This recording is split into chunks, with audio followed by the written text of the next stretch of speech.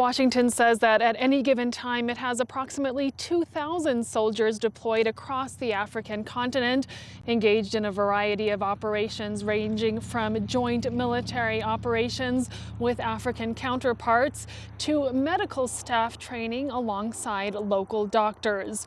Now, according to the Pentagon, one of the primary goals of the U.S. military presence in Africa is to fight the growing threat from Islamist militant groups. That includes Al-Shabaab in Kenya and Somalia, also Al-Qaeda and the Islamic Maghreb in North Africa, and Boko Haram in Nigeria.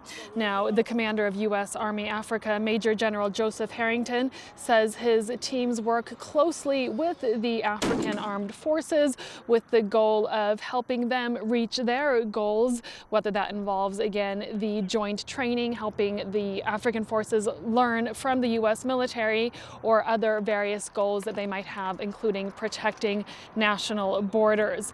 He said that yet another priority is to boost the number of African soldiers who play a role in the 9 United Nations peacekeeping forces that are in Africa at this time.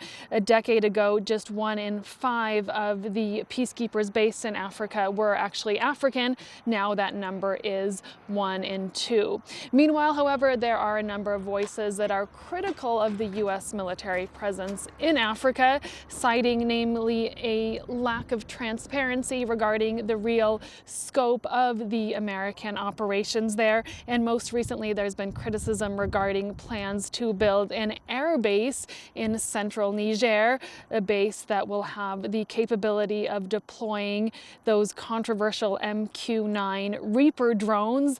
This base, its location, would give those U.S. drones access to countries where the threat from Islamist militancy is seen as a growing threat for the safety of the continent and of the world, those countries being Libya, Nigeria, and also Mali. Now, that air base has an estimated budget of between $50 and $100 million, and it's described as the most important U.S. military construction effort ever in Africa. MacCarthy, CCTV, Denver.